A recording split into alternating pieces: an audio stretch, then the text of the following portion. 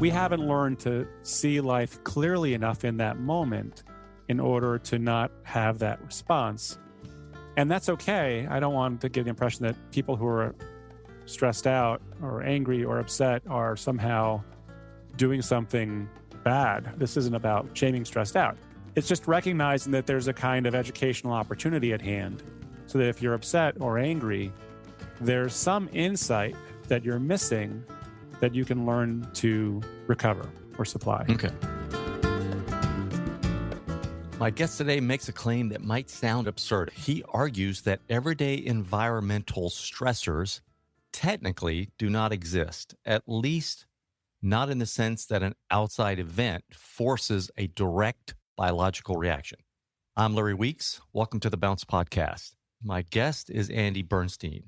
Andy is the author of the best-selling book, Breaking the Stress Cycle, and he's the founder of Resilience Academy. Andy has taught through Wharton's executive education and has worked with leaders and teams on stress and performance.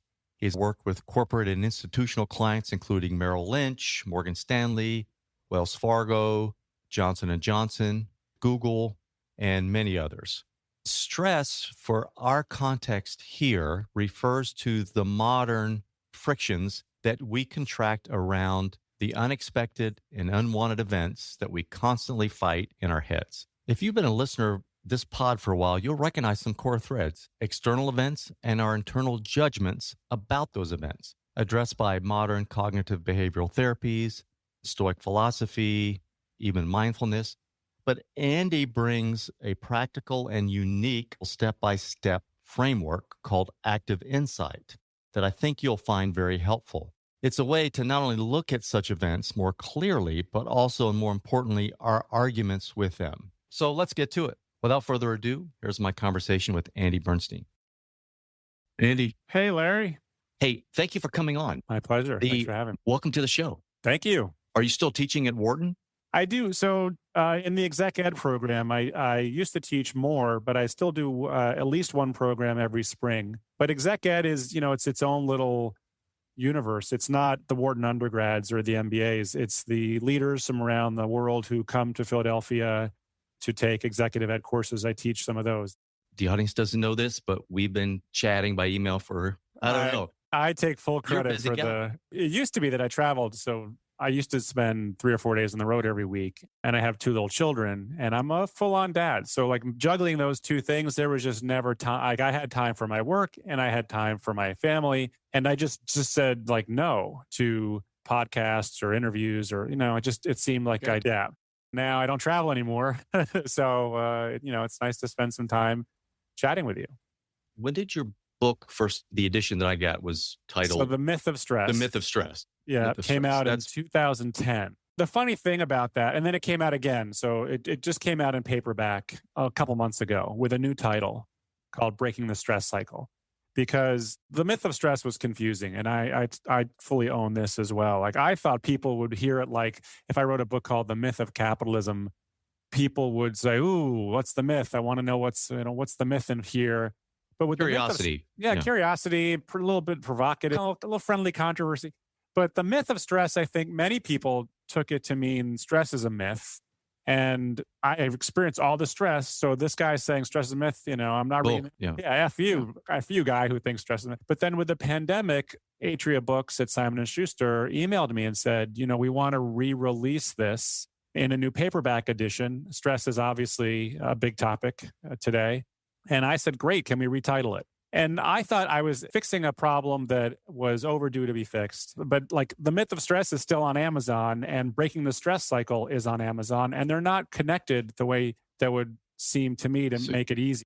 There's a specific method. We'll get into it. One of the best parts of that book, in my opinion, was some of the history of the topic and the concept of stress. Speaking of, and I want to jump into defining all that, but I was looking at your bio. You lost your father and your sister as a teenager. How old were you and what happened? I was 14 and my father died, we think of a heart attack. He died in his sleep over Christmas vacation. And then when I was 16, my little sister died in a car accident, which, these experiences are not uncommon. Where I grew up, I've worked with people over the years who've been in war, and there are people right now in countries where their whole families are dead. Like, so I don't want to hold this up as any kind of, it's not a competition. But I share this No, because no. what Yeah, happened for me it's was, formative. Those are formative. it was You're formative. you're a teenager, right? I'm thinking from a standpoint as an adult handling it versus how I would have handled it as a teenager. And I just can't imagine going through what I had gone through as a teenager. At the time, it was formative in that, I grew up on Park Avenue on the Upper East Side of Manhattan with a lot of privilege, and I wanted to be a doctor. I was in private school. Like I had a vision of a path that was fairly conventional for someone who grew up on the Upper East Side in this private school. And then everything changed. Like I just didn't care at all about all that stuff. I stopped studying. I really couldn't care less about homework, and the whole path that I had been walking suddenly seemed stupid and meaningless. What happened after that was that over the years that followed, I began exploring because the feelings didn't go away. The negative feelings didn't go away. My thinking didn't change. After college in particular, I wanted to know what else I can do. And so I just started exploring stuff, starting with some traditional solutions like therapy and religion and philosophy and psychology. I kept looking at these different things through a skeptical lens to see what worked. And I think that the takeaway of those experiences were it got me started asking some big questions about life and how to navigate disruption at a relatively young age, which, might not have happened otherwise. And I'm grateful for it in retrospect, although at the time it was not fun. And at some point in your bio, you found Byron Katie. It's called The Work. I'm familiar with it. I haven't gone to a workshop, but I mean, I've read her books and gone through that process. It is where I started. So during my 20s, I was exploring a lot of different self-help processes and feeling out what worked and wanting to understand why or what didn't work and why not. And someone suggested, and at this point I had sold a screenplay to the Muppets or about the Muppets to the Jim Henson. What? Yeah. I didn't see that in the bio. We got to talk about that. Go ahead. So I moved to LA as a screenwriter, and that was fun. We'll talk about that. But I was continuing to explore, and obviously in Southern California, there's a whole nother universe of self-help modalities that become available. No doubt.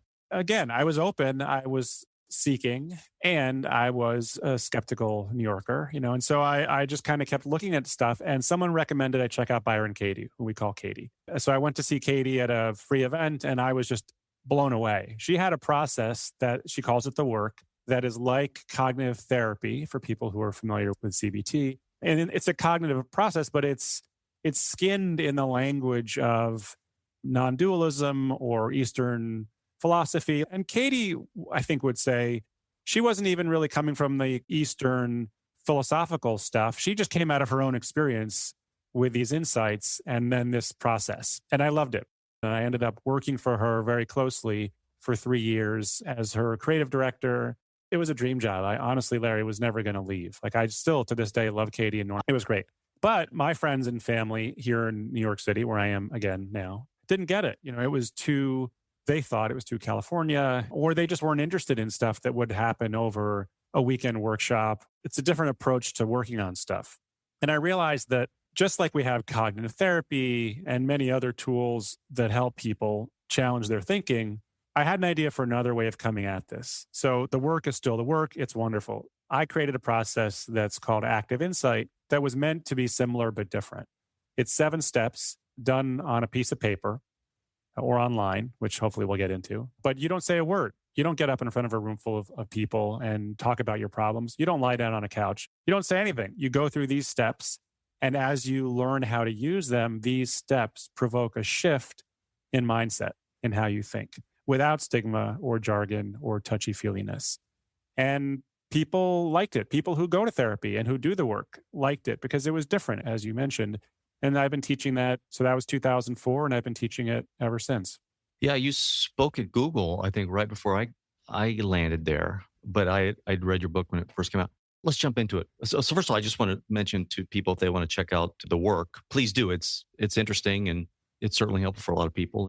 We know with, let's say, physical fitness, we know that there's CrossFit, there's Pilates, there's yoga, there's running, there's swimming. Like there's a lot of different ways to get physically fit. And they're different. And, some of them are more similar than others. But we don't expect everything to be the same. When it comes to mental fitness, we have far fewer choices. There's therapy, and within therapy, there are different schools. There's something like the work, but I think that there's room on the shelf for more processes, and then people can feel them out, try it, and then, one person's clunky is another person's life-changing experience. The reason why I created Active Insight is because there was something in the way that my own mind moved around these exercises that I wanted to tailor. And so I created a process that worked for me. And then I shared it just to kind of see what would happen. I think originally I'd say I inflicted it on my family and friends. They also said like, hey, this is different. Like, this is surprising. And so, I would just encourage your listeners, maybe try the work, try Active Insight, like try a few things and see if you're experiencing stress, what works for the way your mind works. Absolutely. Yeah. So this process, you've used it in prisons. If you can take people in that circumstance and manage or reduce, I don't know how we want to qualify how we're dealing with stress here, but if you can reduce that stress, that's saying something to me. That's a field test. That's if you can go in and work with people like that with a positive effect, there's something there. When I started teaching this, I was still living in California, and I was teaching public workshops on divorce and relationships. And I had a connection to an addiction recovery, a national program called Phoenix House, which has changed since those days. But at the time, it was a residential program where addicts who had sold and or used drugs were mandated to spend, let's say, 6 months getting their lives back on track. And I was working with people in the public space on parenting and divorce, but I wanted to find a kind of real resistant population to see what would happen. Not resistant to going through a process, because obviously they would have to buy in to do it with me, but people who maybe weren't out there looking for self-help tools the way that some of us are. And so I got these addicts, and it was great. They weren't in prison. They were all in this program. Some of them had just gotten out of prison, but it was a chance for me to see that even though in society we might say that people in recovery or people who've experienced real trauma, people who've come back from war or childhood adversity, like these seem like very different case studies. Business leaders, working mothers, these are at the surface level very different stories.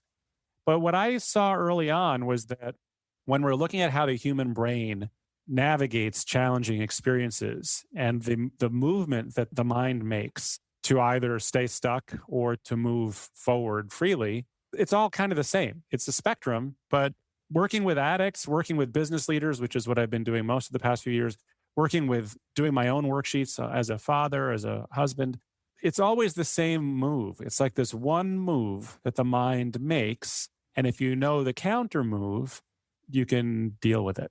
So let's back up and let's define stress, or give me your view of stress. And please, we mentioned Hans Selye earlier.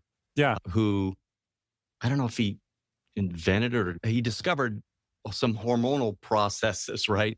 And found kind of a market for the term stress. I think that the studies on how stress affects your brain, all of the neurobiology that we've uncovered over these last 10 years is real. I mean, it's true. Like the hormones are very powerful, and the effects of that, the lingering effects of that in our bodies is real on a spectrum from just compromised health and immunity all the way to, if you know any of the trauma literature, like the body keeps the score. Like there are really deep changes that take place as a result of adverse experiences. So I'm not discounting any of that. I actually agree with that, all of that stuff. I think that where we've missed the forest for the trees is related to the working definition that most of us have of stress is we're angry at our spouses, we're upset about something in our workplaces or with our children, the state of the country, polarization over politics, like all the stuff that's going on in our lives right now. People know stress when they experience it. And I want to keep the breadth of that definition. I want to keep stress as all the negative emotions in our lives. So it's not just anxiety over getting things done. For our purposes, it's every negative emotion, every bit of anger, frustration, worry, sadness that we feel. The challenge is that definition or understanding of stress was rooted in the work of Hans Selye, who was a Austro-Hungarian endocrinologist working in Montreal in the middle of the 20th century. And Selye's mission was to define the biological hormonal cascade of hormones that take place when we're experiencing stress. He wanted to make stress a kind of fundamental part of our physical operating system, the way that homeostasis was in his day. So it was a physical process, and it was a response. The stress response was a response to adverse external influences, which he coined a word for. He coined the word stressor. And so in Selye's definition, stress ultimately was a response to stressors. Stress was the physical part. Stressors were the things in your world. And because you can't change all the things in the world, you just have to learn to manage your stress. And then the entire stress management industry, took off. And that's the part that I want us to stop and think again about. Because if you look at Selye's research, and if you look at the research done since then, he was wrong. Stress isn't happening in response to so-called stressors. The rats that he was working on weren't responding with this stress response because of the stimuli.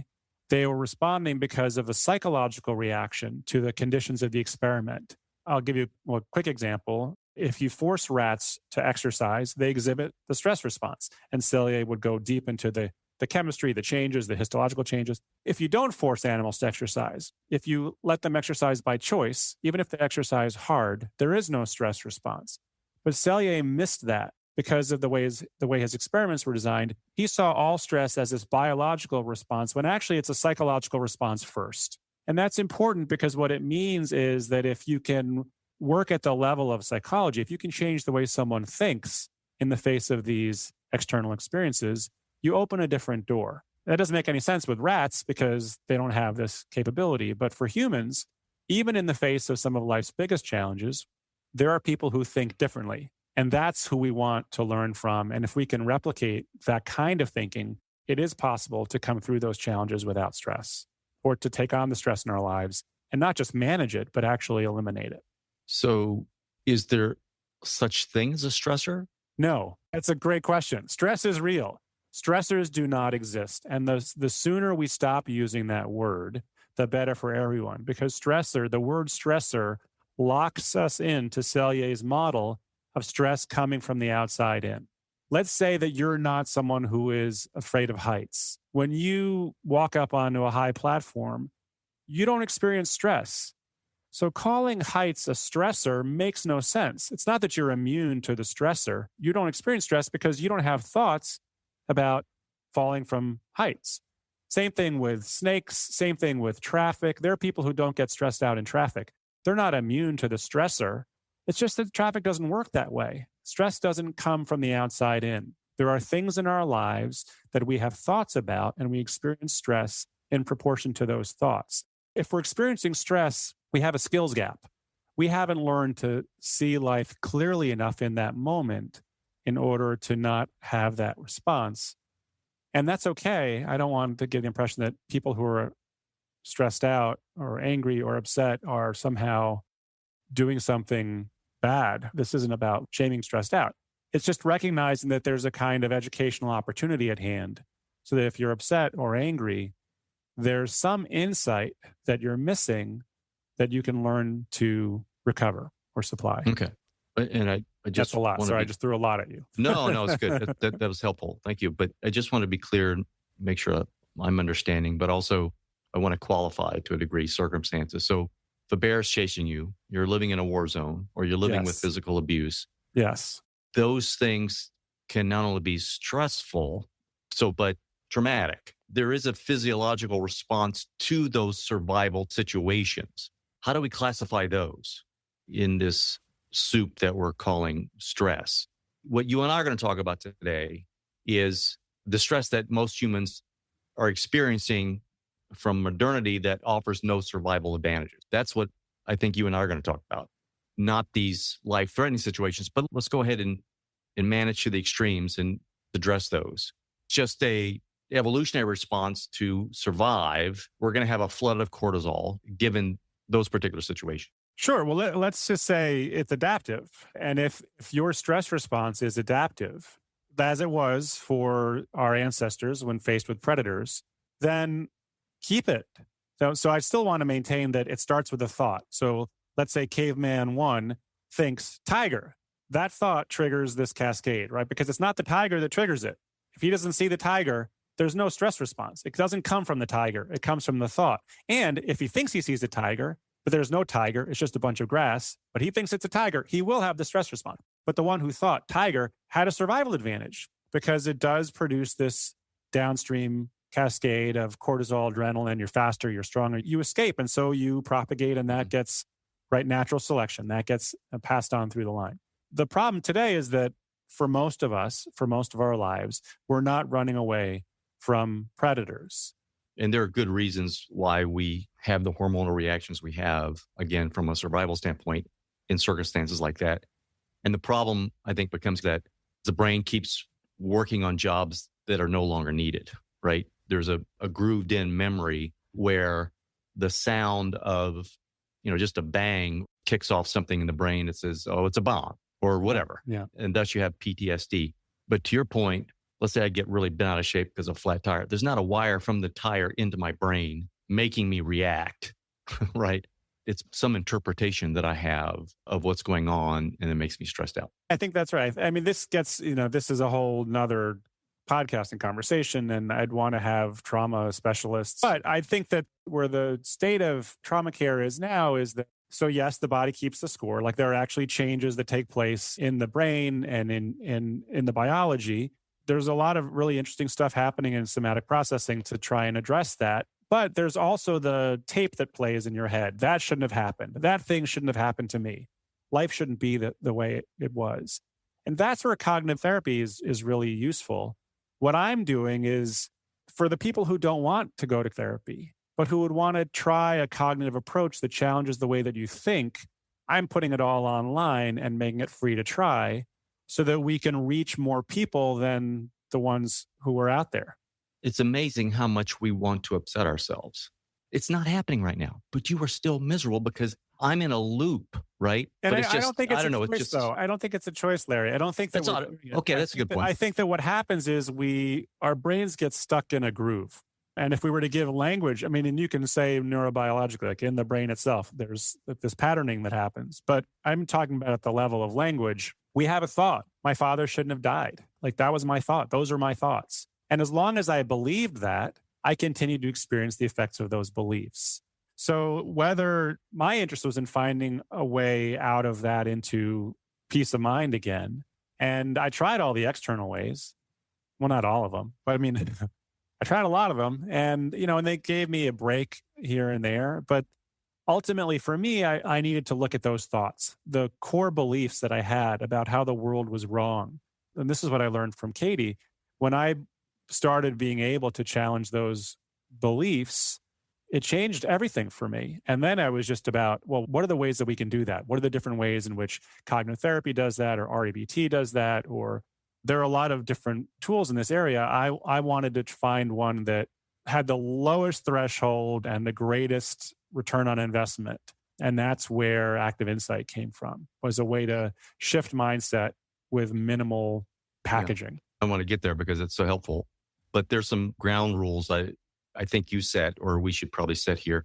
The linguistic take on the word should, because it relates to counterfactual thinking. So can you elaborate on that? Yeah, I think in English, and this is true in a bunch of languages as well, but we're speaking English. So, and I'm assuming your audience speaks English, understands English. I think that should is one of the most distilled encapsulations, I'm mixing metaphors, but it's the sound of our mental argument with the world. He shouldn't have said that. She shouldn't have done that. This shouldn't be happening to me. That use of the word should or shouldn't is a distillation of my stress, my frustration, my anger, my pain. And so that's the area that I'm most interested in. If I could boil down my emotions into this word and then challenge the way that we use this word, that could be really profitable emotionally. So that's what we take on. Is there are people who say, don't use the word should. Like, this word is so fraught, we shouldn't use the word should. But actually, I think that's why we should use it, because this is the gold circle at the heart of the target, that if we can change how our brain uses this word or understands this word, it flips a switch in our mind that serves us. The challenge is, in talking about this way, we don't get the real value as we do in actually doing it. I don't like to lead with the philosophy. I want to lead with the experience of someone trying it because that's by far the most persuasive argument for the tool. And I mean, Larry, we can talk about it too. Let's take weight loss because this is something that statistically most people experience, thoughts around their bodies, especially in America. And even if you don't, if you're one of the few people who doesn't, you can relate to this. But let's say I think I should weigh less. And there's a story in The Myth of Stress or Breaking the Stress Cycle of a woman who believed this her whole life. She thought she should weigh less. And not only did she believe that, but she believed that believing that was a good thing. And this is to your earlier point of like, why am I doing this to myself? I can think I should weigh less and feel shame, but I'm not doing it because I want to feel shame. I'm doing it because I think that belief that I should weigh less is necessary for me to make change happen. I think it's working for me. Like I'm overweight and unhappy about it. It's like a motivator. It's like but I'm trying to. Like that's going to motivate me. Like I've got to start with recognizing that I should weigh less, and that's going to lead to change. Now, let's just point out here, that's not actually what it leads to. It leads to shame and depression and all these emotions that make it much harder to actually create any sort of change. But we don't know that. We think, I should weigh less. That's going to help me. So, right. So let's say I think I should weigh less, right? I'm stressed out about that. And just to put a whole bunch of cards on the table here, it could also be that my spouse should appreciate me more. My kids should listen to me. I should be making more money. I should get a promotion. Yeah. They My shouldn't boss have should fired promote me. Like I shouldn't. All kind of versions. This is human. Like this idea that life should be different than it is. And I'm experiencing anger or frustration or stress because it's not the way it should be. We'll just call that universal. Like that's just a human part of our brain as it's evolved. So if we wanted to really depress ourselves, we could just make a list of all of those shoulds. I should weigh less. My spouse should appreciate me more. My kids should listen to me. Just make a list and just look at that all the time. And you will increase your stress, anger, frustration, hopelessness. And discover the origins of some of that stress. Well, I mean, no. Now, if you just make the list, you're just going to make yourself miserable. Oh, okay. If you just were to list all the things wrong with the world, this would be a terrible exercise. But at the same time, if you were to somehow make that list no longer true for you, if you no longer saw it true, as true that I should weigh less, my spouse should appreciate more, that would change your life because the list on that piece of paper, that's the weight of the burden you're carrying through your life. And so if we were to just pick one of them, I should weigh less, and challenge that, it gives us a kind of experience or template for what could happen if we were to go all the way through that list. And so I'll walk you through, if it's okay, I can walk you through that example with the qualification that, doing it sort of on the fly like this is different than doing it for yourself when you're doing it, going through all 7 steps on the worksheet or through the website. But I want to give you a flavor for it. So let's say and this is the start, by the way, I just want to tell the audience, this is the start of what you're calling active insight. Correct? Active insight, yep. right. It's 7 steps. There's 7 steps. So step 1, you write your should. I should weigh less. Step 2, you rate it on a scale from 0 to 10. So let's say that's a 10. I should weigh less. 3, in 3A, how do you feel when you think this? And this is similar to Katie's work. I feel angry. I feel frustrated. I feel annoyed. You can circle on the worksheet. There's just a bunch of adjectives and you just circle the things that you feel. You can write in your own. I feel hopeless. I feel resentful. I feel tense. Then in 3B, how do you act when you feel that way? So I'm feeling angry, annoyed, frustrated. What do? I complain. I lose sleep. I judge myself. I overeat. I raid the freezer. I'm going to look at the behaviors that come out of those emotions that came out of that thought. Those behaviors aren't just happening on their own in the wild. They're happening because I'm feeling something. And those feelings aren't just happening randomly. They're happening because I'm thinking I should weigh less, right? So I just want to track so far. I should weigh less. That's a 10. I feel awful and I act that out behaviorally. So far, no transformation, right? The next 2 steps are where the transformation take place. Step 4 is called the negation. It's where you flip the original statement in a very specific way. So I should weigh less becomes, in reality, I should not weigh less at this time. I'll say that again, because every one of those words matters to make sense of this. In reality, I should not weigh less at this time. In step 5, I'm going to look for proof for why in reality, I should not weigh less at this time. And if you're new to this, you're thinking, well, that makes no sense. I should weigh less, obviously. But we're not talking about tomorrow or forever. We're imagining that we hit a button and time stops. And in this frozen moment right now, if you pull your mind high above the world and look down and you see yourself, you see your body, can you see any evidence or proof for why in the real world, in this frozen moment, you should not weigh less than you do at this single moment, at this single point in time? Why don't you weigh less than you do?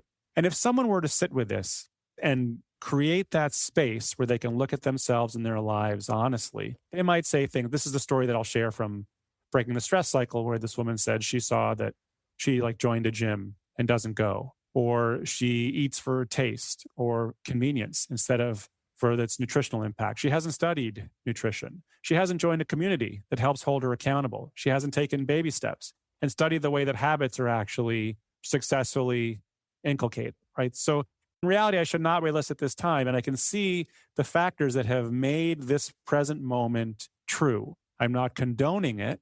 I'm not justifying it. I'm not accepting it. I still want it to change going forward.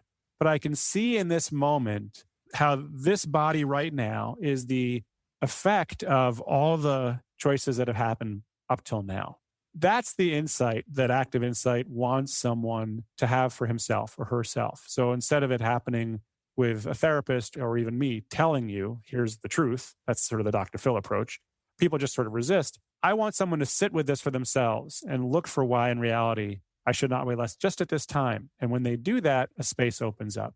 The honesty sort of takes over. And they realize, yeah, I shouldn't weigh less at this time. I ate the entire pint of ice cream last night and I sit all day long. I'm not finding small, easy wins, micro habits, atomic habits to try and create change. And when you see that, a change takes place in how you think. That changes how you feel because feelings are downstream of thoughts. So now when I see that in reality, I should not weigh less at this time. And I've spent enough time in that fifth step on paper, looking for all the evidence I can find. And the website and the book, these resources help someone learn how to do that. That's the hardest part. But then in 6A, there's a different set of feelings. I feel clear. I feel understanding. I feel at that point, the stress dissipates. Because the stress is a kind of contraction that's against reality. Yes. It's a right. It's a resistance. It seems to me it's this resisting. It's the fight with life. It can't come from your body, right? It can't come from your being overweight, whatever that is. Because elephants are much bigger than us. They don't feel stress because of their mass. It's not the molecules that make you feel bad. Santa is very happy. Santa's Buddha, right? All these, all these enlightened people, they're very fat. So, but the idea, people used to be fat and had no problem with it until our thinking got involved and said, well, that's not socially acceptable. And you want to look like that person, not that person.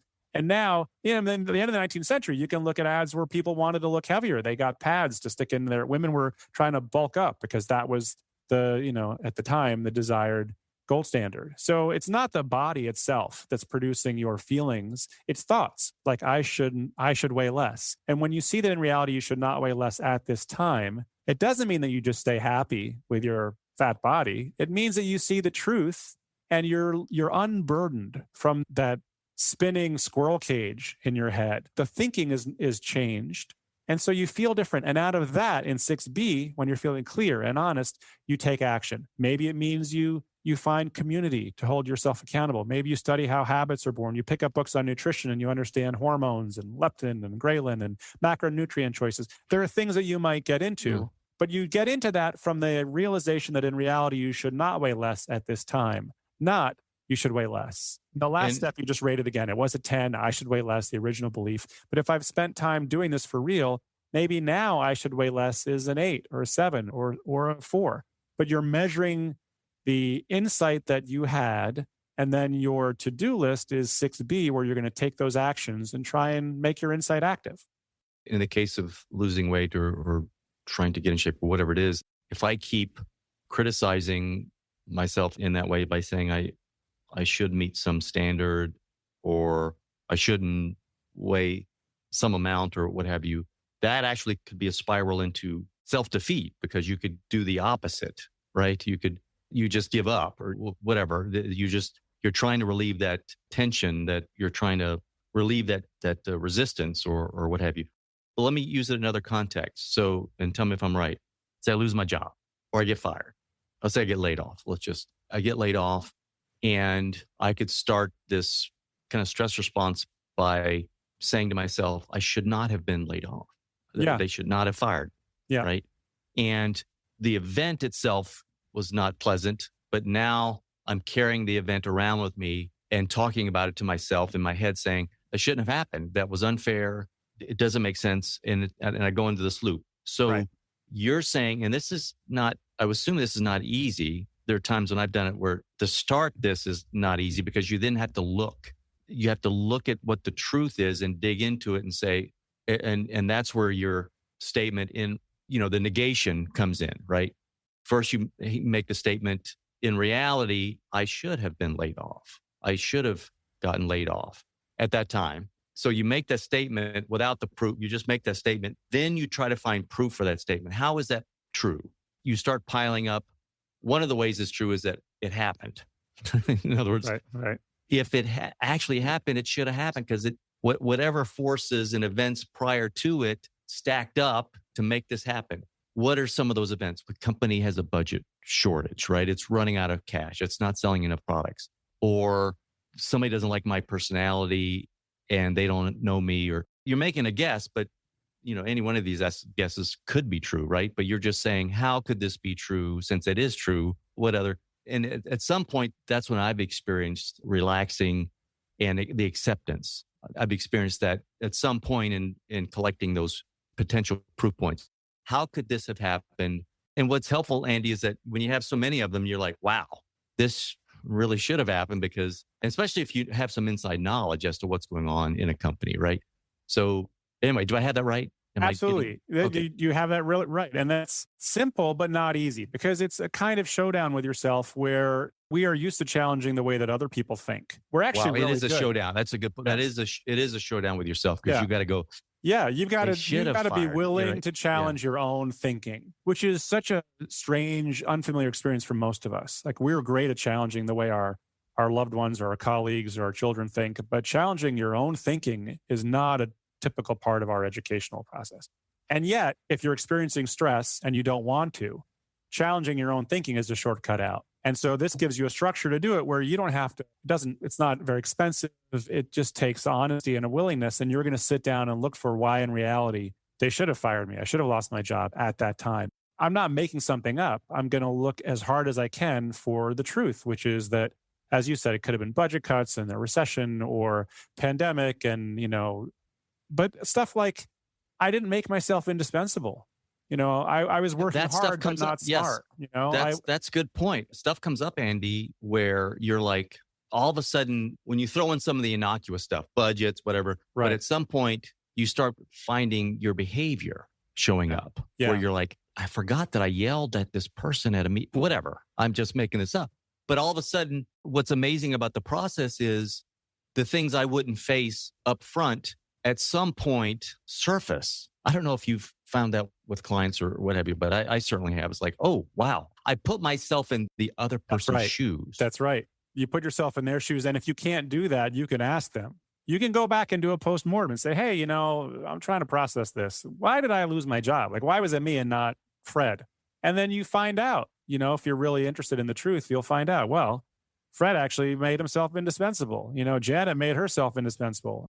And we like you. You're a nice person, but you didn't actually take on the projects that the company needs to keep going. People will tell you if you ask them, but that requires some bravery and a willingness to do the truth. Yeah, it really does. But I also, just for people out there in the audience, even if there's something unjust in reality, like there was something that just wasn't fair, you can still find the reasons for that unfairness. In other words, look, there are people that are like this in the world, and this has nothing to do with me. Whoever was in this job would have gotten fired because this person is just this way. So I'm not saying everybody just lay down and you're always at fault. I'm just saying there are reasons.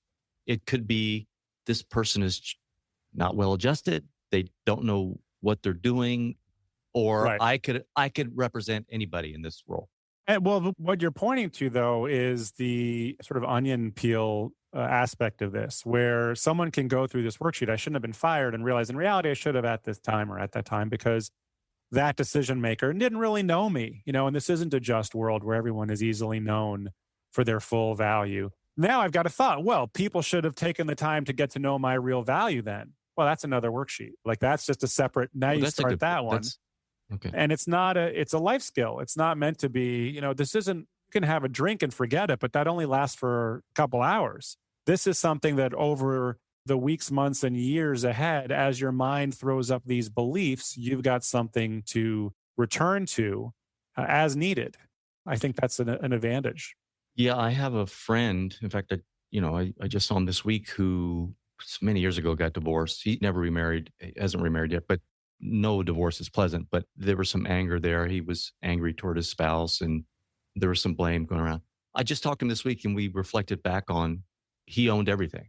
He was like, look, I would have left me. But he did not see that back then. So you make a point in the book, which I thought was very interesting, that you said that people talk about time heals all wounds. And I think your point was insight really heals the wounds. Given enough time, you see your emotions settle, so you get the insight. You start seeing the truth. You might. Yeah. Or you might not. I mean, there are people who go to their deathbeds carrying grudges. Like it's not time itself. It's that with enough time, we may have an insight. But ideally, you'd want to have that insight sooner rather than later, so you don't have to wait for time. This is why why we retitled this Breaking the Stress Cycle instead of The Myth of Stress. The idea of stress management, it's fine. It can give you some peace, but it doesn't actually break the cycle of thinking that perpetuates itself over time. Whereas if you actually break it by seeing that in reality, they should have fired me at the time, or she should have divorced me at that time. Seeing the truth of that is very different from just managing the stress around it. You no longer experience it as stressful because you've had that insight and you understand. And if we can reproduce that experience of insight in the areas of our lives that we still feel frustrated around or stuck in, it's an important difference. So in the new introduction to Breaking the Stress Cycle, I mentioned the Harvard Grant Study, which is the world's longest longitudinal study into human adult development. It's this 80-year and counting. It's still going on today, but it's 80 plus years, $20 million and more. And the idea is to use data to see what actually matters for our happiness in life. And what the data reveal is that it's not, for most people, it's not health or wealth or even being married or, the things that society, achievements. The thing that if you look at the happiest people into old age that differentiates them is that they were good at not pushing love away, to use the language of George Valiant, who ran the study. Not pushing love away means that in the face of all of our challenges, and this is so true today with all of the downstream effects of COVID and polarization in our country and politics, if you can go through this and not take it out on your spouse or your kids or your siblings or your parents or your colleagues, that's not just a nice to have. That's a need to have if you want to get to the end of the day and to the end of your life feeling good. And if you ask people at the end of their lives to look back, they don't say, I wish I had more money, or, I wish I were thinner. They say, I wish I'd been better at overcoming differences and at apologizing and recognizing my own shortcomings. And so that's where this toolkit, I think, really becomes useful. It's not just about stress. I mean, that's nice, but it's really about repairing and strengthening the relationships in our lives and the disconnects in our lives that most of us carry through life forever without ever stopping to think twice about whether we can do something about it. What's the kind of process when somebody does? So when I first started, you have worksheets on your websites and what have you can print out. You did. I don't know if you still do. Yeah. Where these questions are asked and you just fill out the worksheet. And so for the first however many times I used those worksheets, first I would catch myself with a should. Some counterfactual thinking. This shouldn't have happened, or they shouldn't have treated me that way, or whatever the stressor that I'm experiencing was, or I shouldn't have done it, whatever. Yeah. I would just jump immediately to the opposite of that and say, wait a minute, what if I should have, or I should have done that? What are the reasons because I did do it, what are the reasons I did it? Or, so I just, and it was still helpful. I was able to mentally think of the negation or the opposite. And something happens emotionally, I start accepting the situation and I stop stressing about it. Is that a natural evolution of somebody going through this process, or? Absolutely. No. And I can't tell you how many people I've shared this with who have said after I see them again, sometime down, or they write this on Amazon, they start doing these negations in their head. And I think that that's a kind of quick easy, counterintuitive, but effective way of negating stress on the fly. And for bigger issues, I still encourage people to go through all 7 steps, especially on paper or on the interactive version, because just doing something in your head, like in reality, my daughter should throw a tantrum at this time because X or Y, like that's okay. But if it's something that lingers where I'm thinking about it for more than a few minutes, where it's like every day my mind goes back to that thing, just that quick negation in your head isn't enough. That's why this is done on paper. It's where I want someone to go through all 7 steps, to come into it, validate it, and then spend a lot of time in step 5 counterproving it. That's where you get the most, spend a day counterproving step 5. That's where you're going to get the most value. But they're not mutually exclusive. I think the quick little negations are good too. I just think that for the deeper issues, we benefit more from the whole process. I just thought of another reason to use the paper or a printout because of, and a lot of times this immediately eliminates the stress. When I see the emotional response, in other words, what is this thought? I think you asked the question, or the question is, how do you feel by having this thought or something like that? And angry, frustrated, and then what's your behavior from it? Mm-hmm. I shut down. When I have those realizations that what I'm doing to myself, and then comparing it to doing the negations and then looking on paper to see how do you feel now?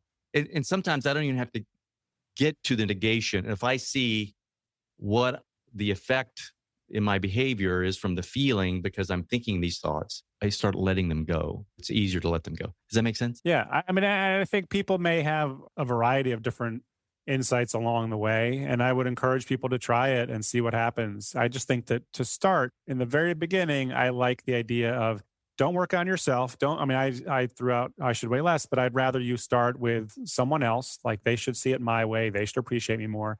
Go through the book or go through the Resilience Academy free trial and get the benefit of someone coaching you through the steps. And as it becomes more natural and automatic, see where it goes.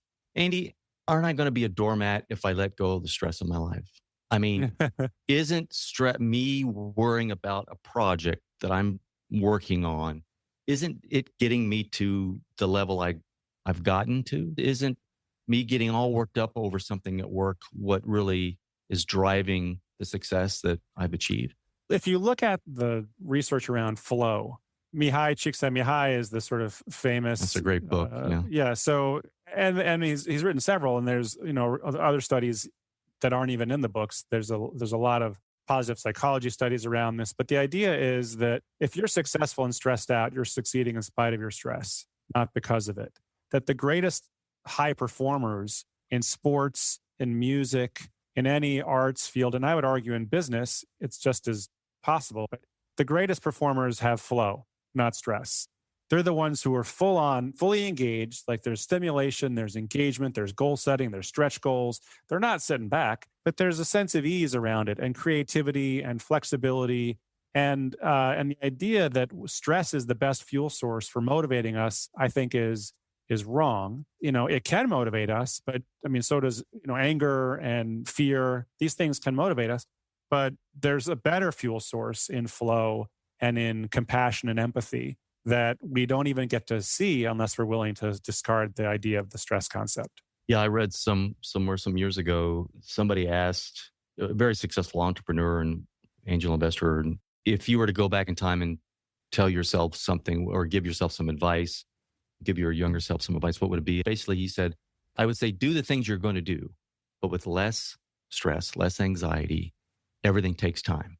Mm-hmm. So just do what you're going to do, minus all that emotional turmoil. So I used it as an experiment one year. I'm like, okay, can I do what I've done in the past or similar things without that?